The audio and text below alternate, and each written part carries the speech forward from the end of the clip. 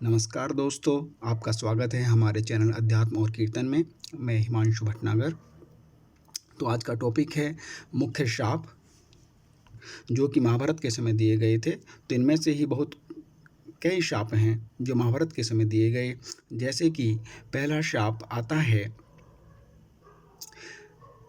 राजा परीक्षित को शंग ऋषि का शाप। एक बार राजा परीक्षित ने, जब कलयुग उनके मुकुट पर बैठ गया था, तो उन्होंने शंग ऋषि के पिता ऋषि शमिक के गले में मरा हुआ सांप डाल दिया, जिससे ऋषि शंग ने उनको श्राप दिया कि उनको तक्षक नाम का नाग 7 दिन में काट लेगा। उसके बाद परीक्षित महाराज जाते हैं गुरु के पास, और फिर वहाँ से उनके गुरु कहते हैं कि आप सुखदेव जी के पास जाइए और श्रीमद् भागवत सुनिए, जिससे आपका कल्याण होगा। उस समय सुखदेव जी महाभारत की कथा सुनाते हैं राजा परीक्षित को।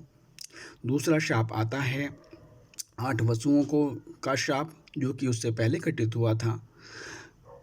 8 वसु थे, उनमें से 2 नामक वसु ने वशिष्ठ ऋषि की गाय कामधेनु को चुराया, जिससे वशिष्ठ ऋषि ने क्रोधित होकर कहा कि ये तुमने जो काम किया है ये मनुष्यों का काम है, ये देवताओं का, वसुओं का काम नहीं है। इसलिए उन्होंने शाप दिया कि आप सब जितने भी वसु हैं, 8 वसु मनुष्य का रूप धारण करें। तो सारे वसु माता गंगा के पास गए, तो माता गंगा ने उनको कहा कि ठीक है, मैं कारण बनूंगी मनुष्य रूप में जन्म देने में। तो इस तरह 6 वसुओं को तो माता गंगा ने, 7 वसुओं को तो माता गंगा ने प्रवाहित कर दिया था, लेकिन 8वें वसु थे भीष्म पितामह, जिसकी वजह से उन्होंने मृत्यु लोक में रहना पड़ा काफ़ी दिन तक। दूसरा शाप आता है कर्ण को, परशुराम के द्वारा दिया गया शाप। कर्ण ने झूठ बोला था परशुराम जी से कि मैं सूत पुत्र हूँ, और इस तरह झूठ बोलकर विद्या सीखी थी। परशुराम जी एक बार बहुत थके हुए थे, जो कि कर्ण के गोद में बैठे हुए थे, कर्ण की गोद में सिर रख के बैठे हुए थे, मतलब सो रहे थे। तो उस समय एक बिच्छू आया और उसने कर्ण की जांघ पर काट लिया। कर्ण ने सोचा कि गुरु की नींद नहीं खराब होनी चाहिए, इसलिए उसने उस दर्द को, बिच्छू के डंक के दर्द को सहा। उससे रक्त बहने लगा उसकी जंघा से, और जब रक्त परशुराम जी के पास तक पहुंच गया तो परशुराम जी की आंख खुली। तो उन्होंने कहा ये एक क्षत्रिय का ही कार्य है जो इतना दुख सह सकता है, किसी सूत पुत्र या ब्राह्मण के बस की बात नहीं।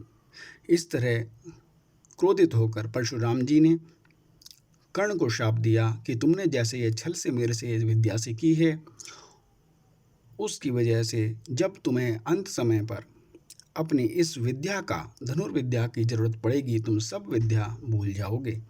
जो भी तुम्हारे मंत्र हैं किसी दिव्यास्त्रों को धारण करने के, प्रकट करने के, तुम उस समय सब भूल जाओगे। और दोस्तों, यही हुआ था जब अर्जुन के साथ युद्ध हो रहा था कर्ण का।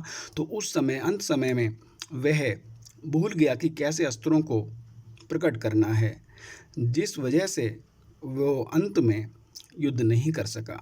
यह तो कहने की बात है कि वो निहत्था था, लेकिन वो कोई अस्त्र प्रकट ही नहीं कर पाया था, जिस वजह से अर्जुन के द्वारा उसका वध हुआ। इसमें फिर तीसरा मेन शाप आता है।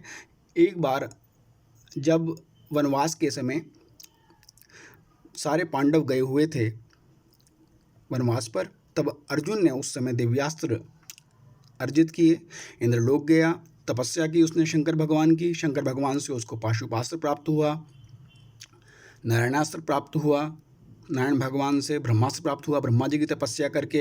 इस तरह उसने बहुत तपस्याएं की। और इंद्र के पास जब इंद्रलोक गया वो दिव्यास्त्रों को ग्रहण करने, उस समय उर्वशी ने, अप्सरा उर्वशी ने अर्जुन के सामने विवाह का प्रस्ताव रखा, लेकिन अर्जुन ने उस प्रस्ताव को ठुकरा दिया कि मैं विवाह नहीं कर सकता, मैं आपके, जो आप मेरे से चाह रही हो, मैं आपकी उस इच्छा को पूर्ति नहीं कर सकता। इस पर उर्वशी ने क्रोधित होकर अर्जुन को शाप दिया कि जिस तरह तुमने मेरी भावनाओं को नकारा है, तो मैं शाप देती हूँ, तुम नपुंसक हो जाओ। तो 1 वर्ष तक तुम नपुंसक रहोगे, ये शाप दिया गया था उर्वशी के द्वारा। और वही शाप आगे चलकर अज्ञातवास के समय पांडवों के अज्ञातवास के समय अर्जुन के लिए बहुत फलीभूत हुआ। क्योंकि जब वो राजा विराट के यहाँ रह रहे थे अज्ञातवास के समय, तो उसने वृहंगला बनकर उत्तरा को नृत्य सिखाया। इस तरह एक ये शाप था उर्वशी के द्वारा दिया गया। इसके बाद आता है भगवान श्री कृष्ण जब अंत समय में अश्वत्थामा ने जब पांडवों के जो लास्ट उनका वो था उत्तराधिकारी परीक्षित पर आक्रमण किया तो भगवान श्री कृष्ण ने बचाया। तो भगवान श्री कृष्ण ने शाप दिया अश्वत्थामा को, तुम 3000 वर्ष तक भटकोगे, ऐसा कहा गया था। उसके बाद फिर अगला शाप आता है गांधारी का शाप। ये बात है महाभारत के युद्ध के समय के बाद की। गांधारी और धृतराष्ट्र सभी जानते थे कि भगवान श्री कृष्ण चाहते तो महाभारत का युद्ध रोक सकते थे। जब गांधारी और धृतराष्ट्र बड़े व्याकुल होते हैं अपने 100 पुत्रों की निधन के बाद, तो गांधारी के पास और धृतराष्ट्र के पास भगवान श्री कृष्ण लेके जाते हैं पांडवों को। तो धृतराष्ट्र कहते हैं भीम को पहले गले लगाना है मुझे। तो भगवान श्री कृष्ण भीम की मूर्ति आगे कर देते हैं और धृतराष्ट्र अपनी बाहों में जकड़ लेते हैं उस भीम की मूर्ति को, जिससे मूर्ति चूर चूर हो जाती है। जब भगवान पांडवों से कहते हैं देखो इसलिए मैंने मूर्ति आगे करी थी, क्योंकि अगर भीम होता मूर्ति की जगह तो समझिए क्या होता। बाद में धृतराष्ट्र को पश्चाताप होता है अपनी इस घटना का।